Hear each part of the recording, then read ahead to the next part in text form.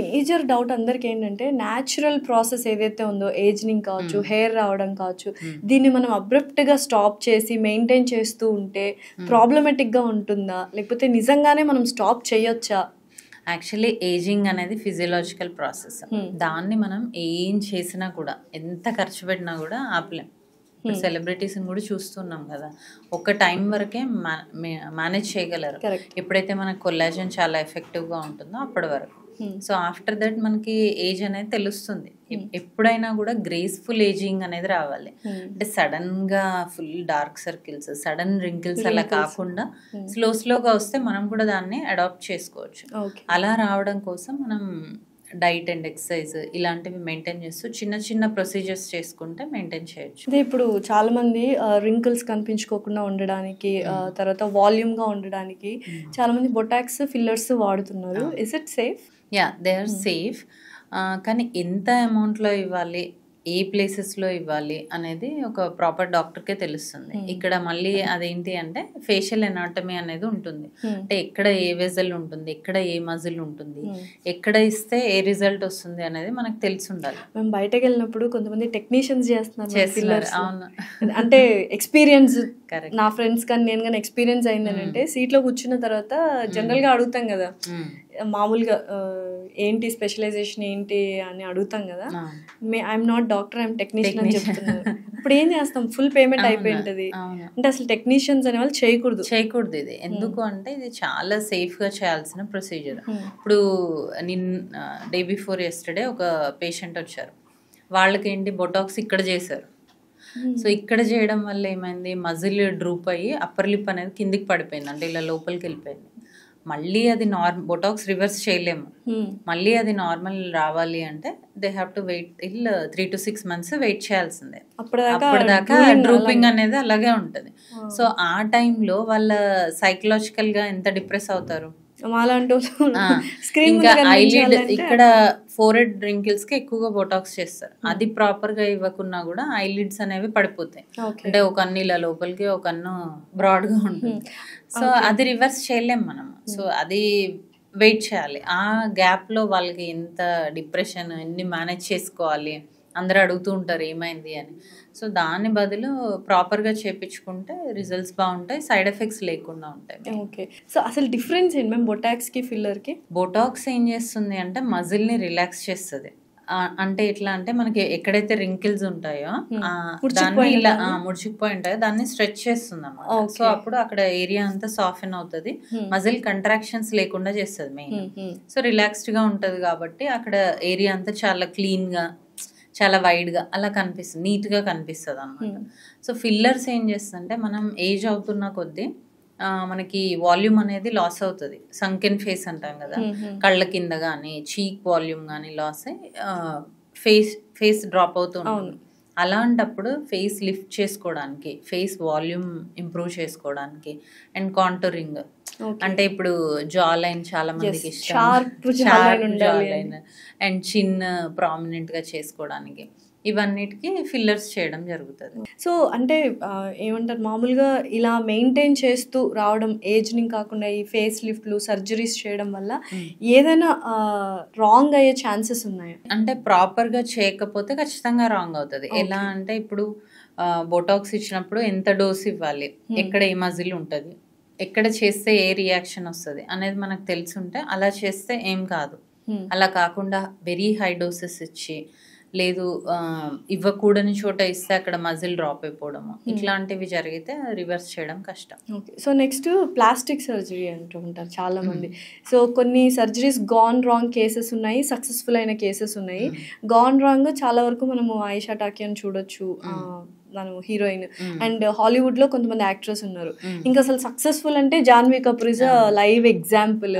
And Allu Arjun గారు కావచ్చు, రామ్ చరణ్ గారు కావచ్చు, దుల్కర్ సల్మాన్ గారు కావచ్చు, వీళ్ళందరూ సక్సెస్ఫుల్ అయింది. ఎందుకు రాంగ్ అయింది అంటారు? అదే అంటే ఎవరికి ఎక్కడ ఎలాంటి ట్రీట్మెంట్ చేయాలి అనేది ఫస్ట్ డిసైడ్ అవ్వాలి. సపోజ్ ఇప్పుడు చిన్ తీసుకుందాం example. If you have wide చిన్, మనం ఎంతవరకు ఆ టిప్ అనేది ప్రామినెంట్గా చేయాలి అనేది ఫస్ట్ డాక్టర్కి ఐడియా ఉండాలి.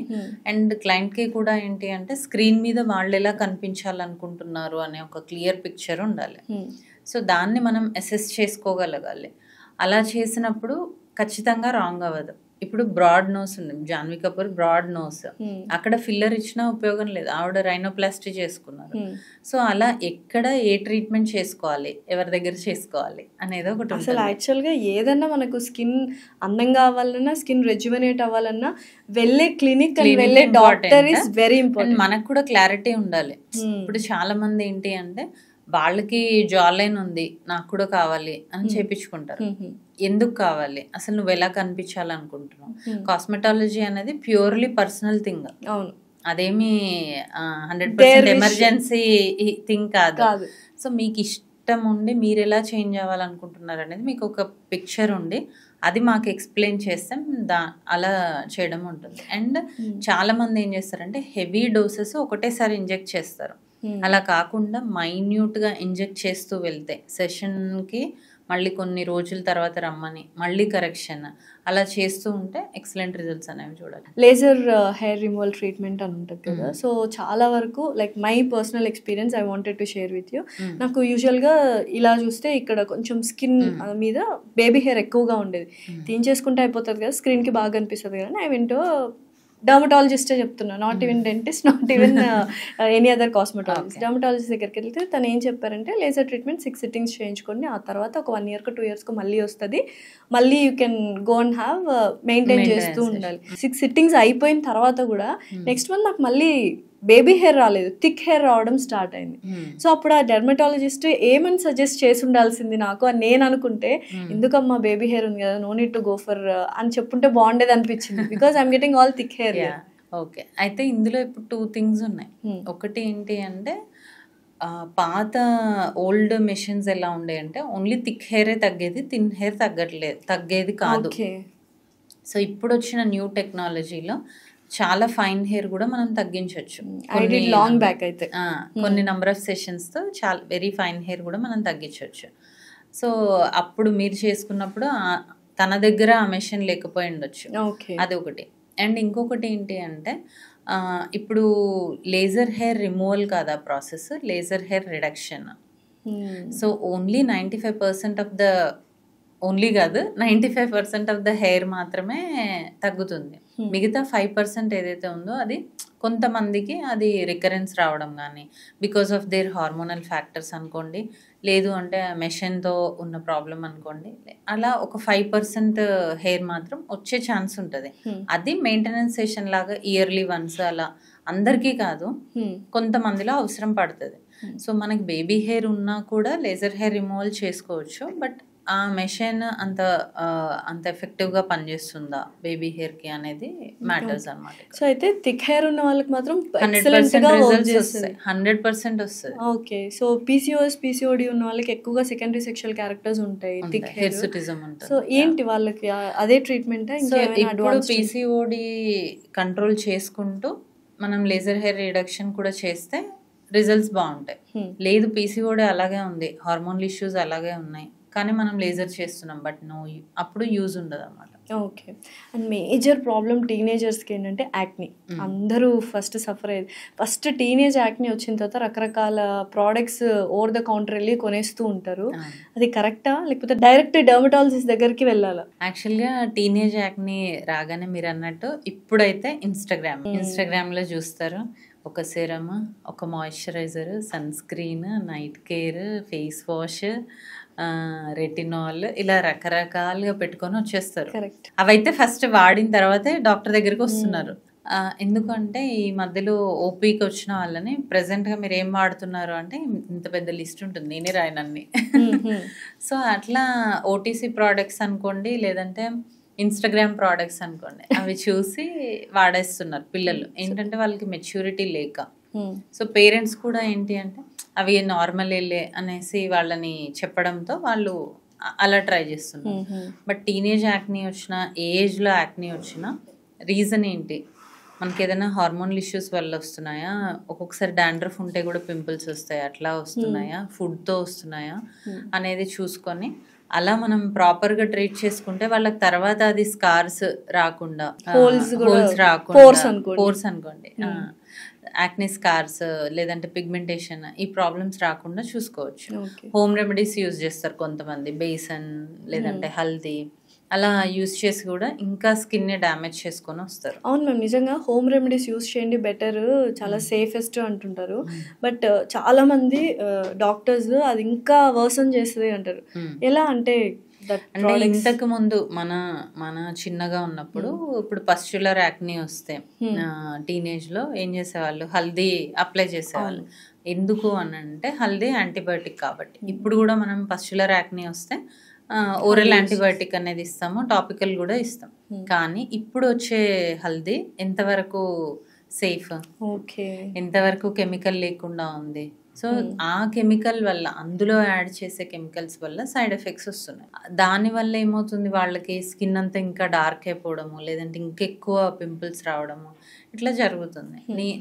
నేనేం చెప్తాను అంటే అవన్నీ అవాయిడ్ చేయండి. ఫస్ట్ డాక్టర్ని కన్సల్ట్ అయితే మీకు అది యాక్నీ చాలా ఎక్కువ అవ్వకుండా చేయడానికి ఉంటుంది, అండ్ వచ్చినవి సేఫ్గా తగ్గించడానికి ఉంటుంది వితౌట్ ఎనీ స్కార్. అయితే స్కిన్ కేర్ రొటీన్ అని ఒకటి ఉంది. So day care, skin routine, night care. ఏంటి మేడం, మాయిశ్చరైజర్, సీరము, తర్వాత ఇంకేవో సన్ స్క్రీన్, ఇంకా తర్వాత మళ్ళీ ఏవేవో అన్ని నైట్ అన్ని రాసుకొని పడుకోవాలి స్కిన్ ని. అంటే దానికి బ్రీత్ ఇచ్చే స్పేస్ కూడా ఇవ్వకుండా నిజంగానే అన్ని వాడాలా? ఇప్పుడు అవసరం లేదు. యాక్చువల్లీ ఇప్పుడు టీనేజ్ వాళ్ళు ఉన్నారనుకోండి, మార్నింగ్ అండ్ నైట్ మాయిశ్చరైజర్ పెట్టి, మార్నింగ్ ఒక sunscreen, if they are exposing to too much of sun అయితే ఒక సన్ స్క్రీన్ పెట్టుకుంటే చాలు. మాయిశ్చరైజర్ అనేది చాలా ఇంపార్టెంట్ అండ్ 100% ఎఫెక్టివ్గా ఉంటుంది. ఎందుకు అంటే మన స్కిన్ బ్యారియర్ బాగుండాలి, బయట పొల్యూటెంట్స్ నుంచి మనం స్కిన్ బాగుండాలి, ప్రొటెక్ట్ చేసుకోవాలి అంటే మాయిశ్చరైజర్ 100% అది మాత్రం వాడాలి morning and night. And sunscreen depending on your exposure. చాలా మంది ఇప్పుడు 2 ఫింగర్ టిప్స్, 3 ఫింగర్ టిప్స్ అని నేను కూడా చెప్తాను. బట్ ఇప్పుడు మీది చిన్న ఫేస్, మీకు 2 ఫింగర్ టిప్స్ అంటే దయంలా ఉంటుంది, అంత అవసరం లేదు. మన స్కిన్కి ఎంతైతే అవసరమో అంత అప్లై చేసుకుంటే బాగుంటుంది, అంతవరకు చాలు టీనేజర్లో. ఇప్పుడు యాజ్ వి ఏజ్ 20 దాటుతున్నాం, 25 దాటుతున్నాం అంటే కొన్ని serums, if you have acne ఆ serums, if you have dry skin కొన్ని హైలూరోనిక్ యాసిడ్ సిరమ్స్. ఇంకా ఏజింగ్ స్టార్ట్ అవుతుంది 25 నుంచి, కాబట్టి రెటినాల్ యూస్ చేయమని చెప్తాం. కానీ అది కూడా proper dose, proper quantity, proper product. Okay. So ఒకప్పట్లో మేకప్ ప్రోడక్ట్స్ కొంతమంది మాత్రమే వాడేవాళ్ళు. అంటే ఎవరైతే స్క్రీన్ మీద కనిపిస్తున్నారు, ప్రతి ఒక్కరు స్క్రీన్ మీద కనిపిస్తున్నారు, ఫంక్షన్స్కి వెళ్ళినా కూడా కామన్ నార్మల్ పీపుల్ కూడా మేకప్ ప్రోడక్ట్స్ వాడుతున్నారు. Are they harmful or we have to maintain them? ఇప్పుడు మేకప్ ప్రోడక్ట్స్ అంటే కూడా మళ్ళీ మనం బేస్ మంచి మాయిశ్చరైజర్, సన్ స్క్రీన్ వాడి దానిపైన కొంచెం లైట్ మేకప్ వేసుకుంటే ఓకే. బట్ ఇప్పుడు యాక్నీ ప్రోన్ ఉన్నారనుకోండి, ఇంకా డంప్ చేస్తూ ఉన్నాము. సో వాళ్ళకి అప్పుడు ఏం కాకపోవచ్చు, కానీ తర్వాత ఈ పోర్స్ అన్ని క్లాగ్ అయిపోయి ఇంకా యాక్నీ ఎక్కువ అయ్యే ఛాన్స్ ఉంటుంది. సో మనం ఏం చేయాలి, తప్పదు అప్లై చేసుకోవాలి అనుకున్నప్పుడు ప్రాపర్గా క్లీన్ కూడా చేసుకోవాలి. అండ్ మీ స్కిన్కి సూట్ అయ్యే మేకప్ ప్రోడక్ట్సే వాడాలి. అంటే జెల్ బేస్డ్ వచ్చాయి, ఇప్పుడు మ్యాట్ ఫినిష్ వచ్చాయి, క్రీమ్ బేస్డ్ ఉన్నాయి. ఇట్లా మీ స్కిన్ టైప్ ఏంటి, దానికి మనకి ఏది సూట్ అవుతుంది అనేది చూసుకొని వాడితే అప్పుడు సైడ్ ఎఫెక్ట్స్ ఉండవు. మ్యామ్ ఇప్పుడు అందరూ ఏజ్ చెప్పడానికి చాలా మొహమాట పడుతూ ఉంటారు. And age is just number అనే వాళ్ళు కూడా ఉన్నారు. అసలు ఏంటి క్రొనలాజికల్ ఏజ్ ఏంటి, బయోలాజికల్ ఏజ్ ఏంటి? క్రొనలాజికల్ ఏజ్ అంటే నంబర్. ఇప్పుడు నా నంబర్ 40 45 డేట్ ఆఫ్ బర్త్ ప్రకారం నా నంబర్ అది. బయలాజికల్ ఏజ్ ఏంటి అంటే ఇప్పుడు నీ సెల్ ఏజ్. అంటే ఇప్పుడు ఎవరైతే మంచిగా, ఇప్పుడు సపోజ్ ఒక పర్సన్ 40 years ఉన్నారు క్రోనలాజికల్ ఏజ్, కానీ వాళ్ళ బయలాజికల్ ఏజ్ మాత్రం 30 ఉంటుంది. ఎందుకు అంటే వాళ్ళ సెల్స్ యాక్టివిటీ అలా ఉంటుంది. అది ఎందుకు ఉంటుంది అంటే వాళ్ళ డైట్ కానీ, వాళ్ళ ఎక్సర్సైజ్ కానీ, వాళ్ళ మెయింటెనెన్స్ కానీ, దీన్ని బట్టి వాళ్ళ బయలాజికల్ ఏజ్ అనేది తక్కువ ఉంటుంది. సో ఎప్పుడైతే మనం ఓన్లీ అప్లికేషన్స్ కాకుండా ఇంటర్నల్ అండ్ ఎక్స్టర్నల్ హెల్త్ ప్రాపర్గా మెయింటైన్ చేస్తామో మన బయలాజికల్ ఏజ్ మన క్రోనలాజికల్ ఏజ్ కన్నా చాలా తక్కువగా మెయింటైన్ చేయొచ్చు. సో బయోలాజికల్ ఏజే తక్కువ ఉండాలి, క్రోనాలజికల్ ఏజ్ అంటే అప్పుడు మనం అందంగా కనిపిస్తుంది. సో ఓవరాల్గా ఒక క్వశ్చన్ మ్యామ్, ఫైనల్లీ అసలు చూస్తున్న ఆడియన్స్కి ఇప్పుడు చాలామంది క్లినిక్స్ వచ్చాయి, ఈ డాక్టర్ ఇలా అందరూ క్లినిక్స్ మీద డాక్టర్స్ మీద అంటున్నారు, ఫైన్, అసలు ఆడియన్స్కి ఏం చెప్దాం అనుకుంటున్నారు? సో స్కిన్ హెయిర్ అనేది చాలా ఇంపార్టెంట్. అది ఓన్లీ అపియరెన్స్కే కాకుండా మన కాన్ఫిడెన్స్, మన సైకలాజికల్ స్టేటస్, వీటన్నిటిలో కూడా matters skin and hair. So అంత ఇంపార్టెంట్ అయిన స్కిన్ అండ్ హెయిర్ని ఎక్కడంటే అక్కడ, లేదంటే ఎవరికంటే వాళ్ళకి అప్పగించడం కాకుండా ఒక ప్రాపర్ డర్మటాలజిస్ట్ని చూస్ చేసుకొని వాళ్ళతోనే కంటిన్యూ అవుతాం. ఇప్పుడు చాలామంది ఒకరోజు ఒకరి దగ్గరికి వెళ్తే ఇంకొక రోజు అలా కాకుండా కంటిన్యూస్గా ఒక డాక్టర్తో ట్రావెల్ చేస్తే మీ స్కిన్ ఏంటి అనేది వాళ్ళకి అర్థమవుతుంది. మీ స్కిన్లో ఉన్న చేంజెస్ని బట్టి వాళ్ళు మీకు సజెస్ట్ చేయడం జరుగుతుంది. సో అలాంటి సెంటర్స్ని చూస్ చేసుకోండి, అలాంటి డాక్టర్స్ని చూస్ చేసుకోండి. తక్కువకి వస్తుంది, లేదు యాక్సెసిబిలిటీ ఈజీగా ఉంది, బాగా మాట్లాడుతున్నారనో అలా కాకుండా ప్రాపర్ డాక్టర్ దగ్గరికి వెళ్తే స్కిన్ అండ్ హెయిర్ని మంచిగా వాళ్ళు ప్యాంపర్ చేస్తారు, మీకు కూడా ఆ కాన్ఫిడెన్స్ అనేది ఉంటుంది. So go and check their certificates and they should be compulsorily dermatologist. ఇప్పుడు నా దగ్గరకు వచ్చిన వల్ల మీ సర్టిఫికేట్ చూపించండి అని ఎవరు వేసి ఉంటారు కదా, అలా కూడా ఇప్పుడు ఎంతమంది వెళ్ళి చదువుతారు, చదవలేరు. సో అట్లీస్ట్ గూగుల్లో చెక్ చేసుకోండి వీళ్ళు కరెక్ట్ డాక్టర్సా కాదా, వీళ్ళ ఎలా ఉంది, వీళ్ళ ట్రీట్మెంట్స్ ఎలా ఉన్నాయి. ఇప్పుడు ఇన్స్టా ఇవన్నీ వచ్చాయి, గూగుల్ రివ్యూస్ ఉన్నాయి, ఇవన్నీ చూసుకోండి, ప్రాపర్ డాక్టర్ కాదా చూసుకోండి, చూసుకొని అప్పుడు వెళ్ళండి. సో మీ స్కిన్ ఎవరి చేతిలోనో పెట్టాలంటే కేవలం డెర్మటాలజిస్ట్ చేతిలోనే పెట్టండి, అంతకుమించి ఎవరి చేతిలో పెట్టకండి. Thank you so much Durga గారు, థ్యాంక్స్ అలాట్.